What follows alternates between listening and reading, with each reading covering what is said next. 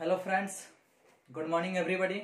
मैं हूं उज्जवल और आप देख रहे हैं हॉट स्टार मैथ्स के 5G नेटवर्क। दोस्तों, आज के वीडियो में हम आपको एक अच्छी बात बताते हुए कुछ ऑब्जेक्टिव को सॉल्व करेंगे। और वो अच्छी बात यह है कि ये आप जो बुक देख रहे हैं मेरे हाथों में, ये वायुसेना का बुक है, एयरफोर्स का बुक है। और इसी बुक से हम ये 10 क्वेश्चन आपके सामने लिखे हैं। और ये 10 क्वेश्चन 12th क्लास के विद्यार्थी के लिए भी बहुत इंपॉर्टेंट है। और यही 10 क्वेश्चन जो एयरफोर्स का फॉर्म भरे हैं उनके लिए भी इंपॉर्टेंट है। मतलब हम ये 10 क्वेश्चन इस बुक से लिखे और आप इस बुक को देख करके ही समझ जाएंगे कि हाँ, ये एयरफोर्स के एग्जाम में पूछने वाला प्रश्न है। वैसे एयरफोर्स के एग्जाम में 11th और 12th से ही पूछता है, और 11th 12th दोनों ही हम पढ़ाते हैं। तो मैं जो कुछ भी बताता हूं कहीं ना कहीं एयरफोर्स और नेवी के लिए इंपॉर्टेंट है। समझ में आया ना? तो ये क्वेश्चन हम अगर सॉल्व कर दें तो हमारे 12th क्लास के विद्यार्थी के लिए भी ठीक हो जाएगा, और जो एयरफोर्स का एग्जाम अभी देने वाले हैं उनके लिए भी ठीक हो जाएगा। समझ में आया? यानी कुल मिला जुला के जो एयरफोर्स की तैयारी कर रहे हैं वो भी इससे लाभ उठाएंगे, और जो मेरे 12th क्लास के विद्यार्थी होंगे वो भी इससे लाभ उठाएंगे। आइए इस 10 क्वेश्चन को इस वीडियो में सॉल्व कर देते हैं और आपको ऑब्जेक्टिव सॉल्व करने के टेक्निक को सिखा देते हैं। वैसे आप जानते हैं कि जो फर्स्ट क्वेश्चन आपको दिखाई पड़ रहा है उसका आंसर π/2 होगा। उसका आंसर π/2 होगा। क्लियर? जब उसका आंसर हम π/2 लिख रहे हैं तो इसके पीछे रीजन ये है कि ये एक प्रॉपर्टी को फॉलो कर रहा है, साइन इनवर्स साइन एक्स बराबर खाली एक्स होता है।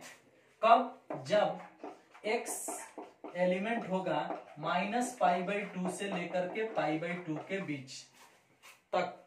समझ में आया? यानी साइन इनवर्स साइन एक्स का मान केवल एक्स होता है। कब? इस रेंज में। जो लिखा है ना, ये रेंज होता है साइन इनवर्स एक्स का। समझ में आया? तो आप देख रहे हैं कि π/2 और ये π/2 मैच कर रहा है। या अगर यहाँ π/6 भी होता तो भी हम इस फॉर्मूला को फॉलो कराते, क्योंकि π/6 माइनस π/2 और π/2 के बीच में पड़ता। π/6 का अर्थ क्या होता है? 30 डिग्री, और 30 डिग्री -90 से +90 के बीच में पड़ता। समझ में? अगर यहाँ π/6 होता तो आंसर π/6 होता, क्योंकि π/6 भी -90 से +90 के बीच में पड़ता। समझ में आया ना? यानी कहने का अर्थ है कि यहाँ जो कुछ भी लिखा होगा यदि वह इस रेंज के अंदर पड़ेगा तो वही आंसर होगा। तो π/2 इस रेंज के अंदर है, जिसके कारण इसका आंसर π/2 हुआ है। अब ये वाला प्रश्न देखो, ये इस प्रॉपर्टी को फॉलो कर रहा है। cos इनवर्स cos x बराबर होता है खाली x, जहां इसका रेंज कुछ अलग होता है। x एलिमेंट होना चाहिए कहां से कहां तक भाई? अतः 0 से लेकर के पाई तक इसके लिए होना चाहिए। अब 0 से लेकर पाई तक इसके लिए होना चाहिए, और इस 7π/4 है। तो 7π/4 जो है ये तो पाई से बाहर है, क्योंकि आप 4 का पहाड़ा पढ़ोगे तो 4 एकम 4 और ऊपर लिखा है 7। तो 4 से 7 तो भाई 3 गो ज्यादा है, 3 गो ज्यादा है, यानी पाई से बाहर जा रहा है, 1 पाई से ज्यादा हो रहा है। तो हमें इसको तोड़ करके इस रेंज के अंदर लाना पड़ेगा। यानी इस प्रश्न को यहाँ लिखते हैं, cos इनवर्स cos 7π/4 जो है इसको तोड़ेंगे तो हो जाएगा भाई cos इनवर्स उतार देंगे और इधर लिखेंगे हम cos 2π - π/4। देखो तो हम 4 के पहाड़ा 2 बार पढ़ दिए तो 4 दूना 8, लेकिन ये ऊपर तो 7 है तो एगो ज्यादा पढ़ दिए हैं तो हम एगो पाई को घटा भी दिए हैं। देखो 4 के पहाड़ा 2 बार पढ़ोगे तो 4 दूना 8 पाई, 8 पाई में से 1 पाई जाएगा तो 7 पाई आ जाएगा। जब 7 पाई आ जाएगा तो 7 पाई ही तो लाना है, यानी 7π/4 के लिए ही तो है लिखा गया है। 4 दूना 8 पाई, 8 पाई में से 1 पाई घटेगा तो 7 पाई, या बटा में 4 आ ही जाएगा। यानी इसके लिए हम ऐसा तोड़ सकते हैं। अब चलो 2π - थीटा, तो जो चतुर्थांश मेरा होता है इस चतुर्थांश में ये पाई बॉर्डर है और ये 2π बॉर्डर है। मतलब एक चक्कर लगा देने के बाद ये 360 डिग्री हो जाता है, और 360 डिग्री को ही हम लोग 2π बोलते हैं। तो 2π में से माइनस होता है तो नीचे आता है, या 2π में अगर प्लस होता है तो ऊपर जाता है। तो यहाँ 2π माइनस है, तो 2 पाई माइनस है तो नीचे आएगा, यानी चौथा चतुर्थांश में आएगा। और चौथा चतुर्थांश में कॉस पॉजिटिव होता है, तो जब कॉस पॉजिटिव होगा तो इसका जवाब ऐसे निकलेगा, कॉस इनवर्स उतर जाएगा और कॉस पॉजिटिव होगा तो खाली पाई बाई 4 लिखा जाएगा, यानी इस प्रकार से हो जाएगा cos inverse cos pi by 4, cos 2 pi minus theta बराबर कॉस थीटा, फॉर्मूला हो गया। तो जब हम जान गए कि 2 पाई माइनस थीटा जो होता है वो चौथे चतुर्थांश में पड़ता है और चौथे चतुर्थांश में कॉस पॉजिटिव होता है, तो ये कॉस ही तो है जिसके कारण पॉजिटिव जवाब आया। और पाई बॉर्डर 2 पाई बॉर्डर पर से घटा है, यानी एक अक्ष पर से घटा है तो नो चेंज, तो कॉस कॉसे रहेगा, तो कॉस कॉसे हो गया। अब इस प्रकार से जो चीज मेरा आया है इसमें पाई बाई 4 मतलब 45 डिग्री 0 से 180 डिग्री के बीच में नहीं पड़ेगा, क्योंकि 0 से पाई के बीच में ही आ गया पाई बाई 4। जब बीच में आ गया तो आंसर इसका डायरेक्ट पाई बाई 4 होगा। समझ में आया? तो उस प्रकार से हम इसका जवाब पाई बाई 4 देंगे। देखो आपको समझाने के लिए हम इतना बता रहे हैं, न तो हमें पता है कि किसका आंसर क्या होगा। समझ में आया ना? चलिए अब इसको तोड़ना है भाई, इसको तोड़ना है तो ये उसी तरह से टूटेगा जैसे ही टूटा है। थोड़ा सा दिमाग लगा देना है। मान लीजिए कि लिखा है tan inverse tan 3 pi by 4 लिखा है, ऐसा लिखा है ना, तो आप इसको भी तोड़ोगे तो ऐसा ही ना लिखोगे tan inverse tan pi minus pi by 4। देखो तो 4 पाई में से 1 पाई घटेगा तो 3 पाई बाई 4 नहीं आ जाएगा, यानी आप इसके लिए है जो लिखा है इसके लिए पाई माइनस थीटा तोड़ सकते हो। तो पाई माइनस थीटा तोड़े हो तो हाई है पाई बॉर्डर, हाई है 2 पाई बॉर्डर, मतलब यहाँ से यहाँ तक आते हैं तो 1 पाई हो जाता है, यानी इसको हम पाई के नाम से जानते हैं। पाई प्लस होता है तो नीचे या पाई माइनस होता है तो ऊपर।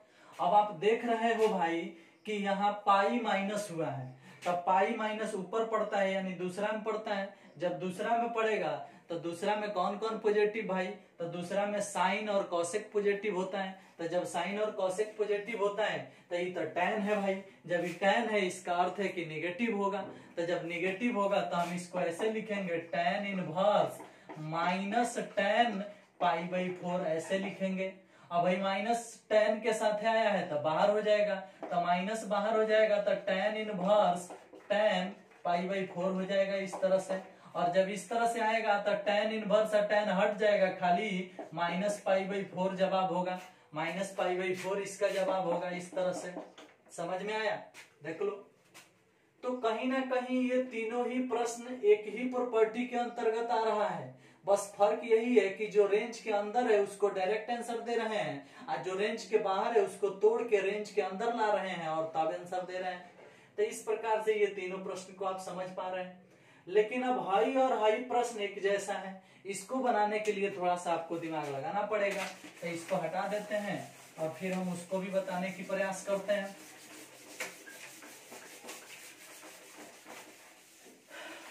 देखो तो थोड़ा सा ध्यान दो, तो इस तीनों ही प्रश्न में इनवर्स कोष्ठ के बाहर था, इस दोनों ही प्रश्न में इनवर्स कोष्ठ के अंदर है।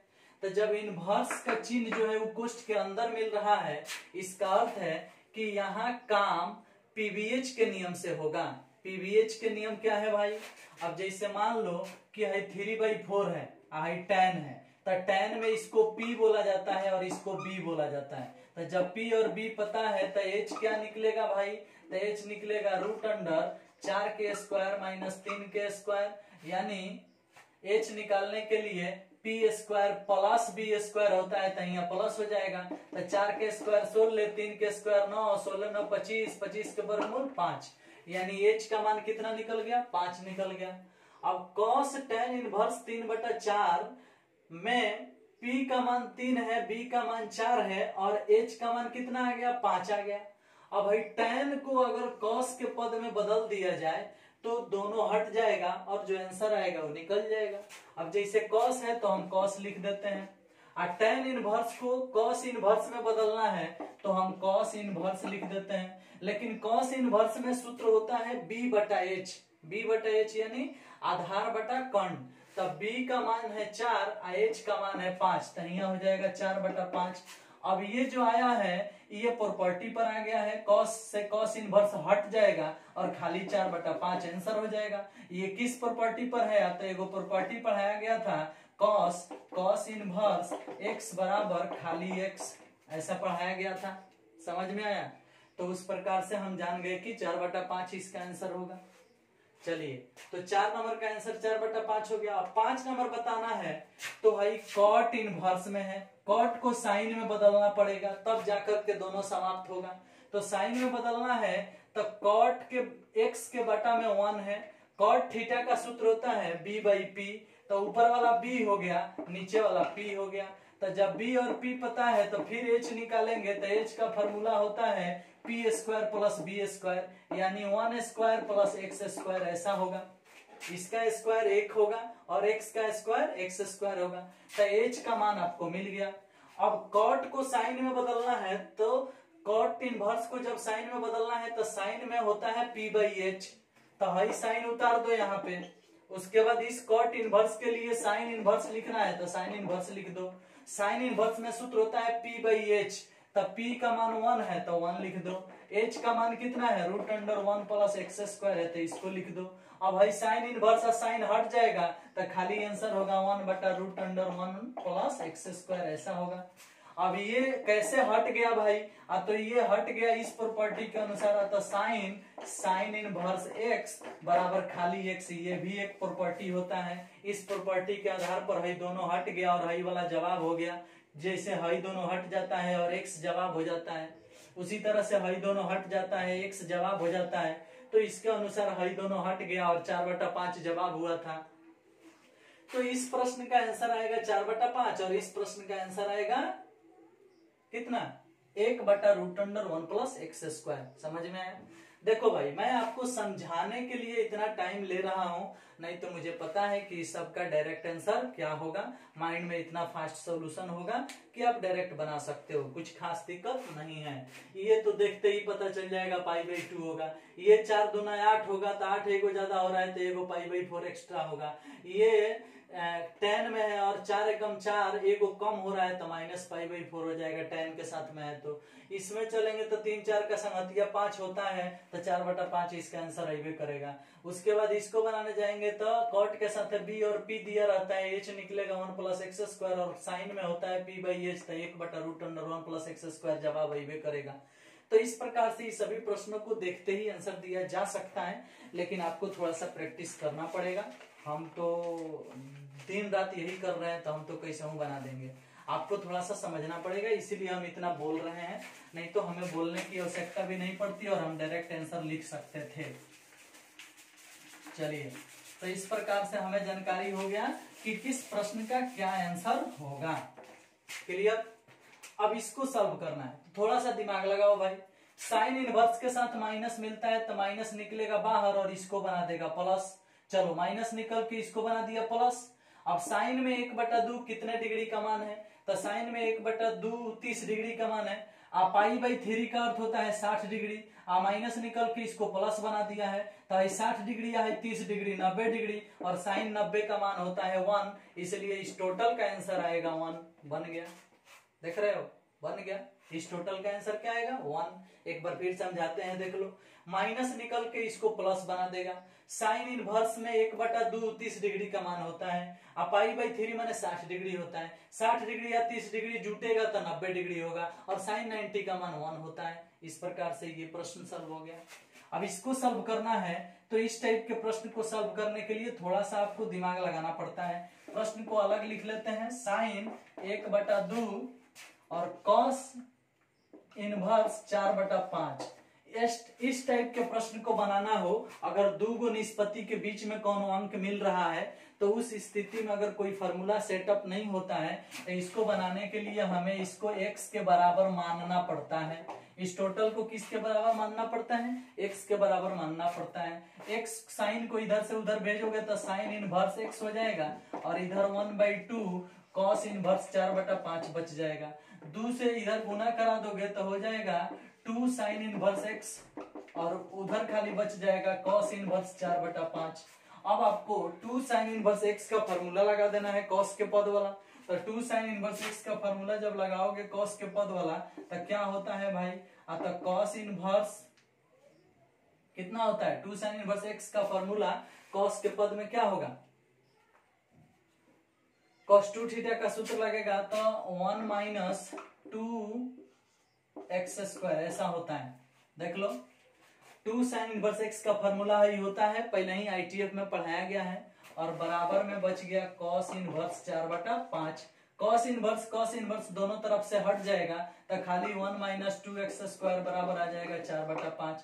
एक इसको उधर भेज दो, इसको इधर बुला लो, तो 2x² बराबर के उधर जाएगा तो प्लस में हो जाएगा, और 1 में से 4/5 आके घट जाएगा, 2x² बराबर हो जाएगा 5 एकम 5, 5 में से 4 गया 1/5, ऐसा हो जाएगा, और 2 गुना में आ जाएगा तो x² बराबर 1/10 हो जाएगा, और इस हिसाब से x बराबर निकलेगा ±1/√10, ऐसा हो जाएगा, क्योंकि स्क्वायर जब इधर से उधर भेजेंगे तो ±1/√10 हो जाएगा। समझ में आया, तो यही आपका आंसर होगा जो आया है +-1/√10।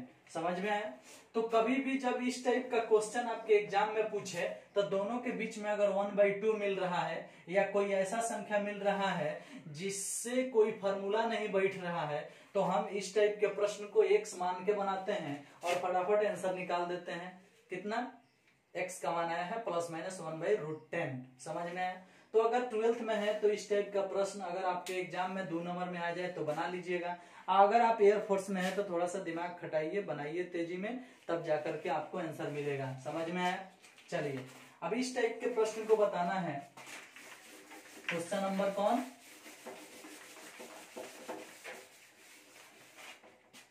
क्वेश्चन नंबर 8 की बात करते हैं। तो भाई जो लिखा है ना भाई, इसका फॉर्मूला ही होता है, जैसे बाहर tan इनवर्स जो है उसको उतार दो, और भाई जो आया है इसका फॉर्मूला ही होता है tan π/4 -x/2, सॉरी x, खाली x है तो x, ये फॉर्मूला होता है। देखो तो tan इनवर्स जैसा है वैसा उतार दिए, और cos x minus sine x बटा cos x plus sine x है जो टोटल लिखा है, इसका मान ही होता है tan π/4 -x, ऐसा।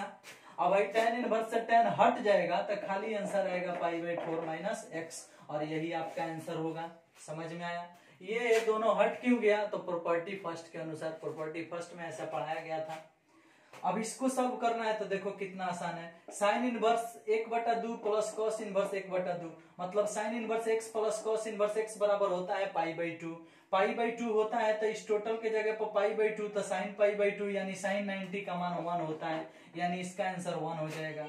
tan inverse x plus cot inverse x का भी सूत्र होता है π/2। tan inverse x plus cot inverse x का भी फॉर्मूला होता है π/2।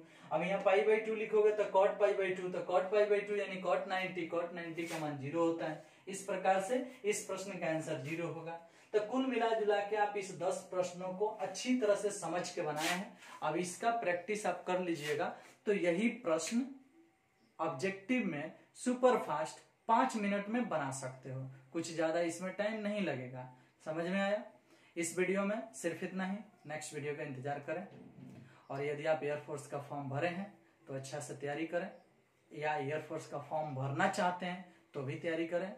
एयरफोर्स नेवी के लिए इंपॉर्टेंट है, एनडीए के लिए भी इंपॉर्टेंट है, जो एनडीए में जाना चाहते हैं उनके लिए भी इंपॉर्टेंट है, और जो क्लास 12th में है उनके लिए भी इंपॉर्टेंट है। इसलिए आप सभी लोग ध्यान से इसको देखें, पढ़ें और नेक्स्ट वीडियो का इंतजार करें।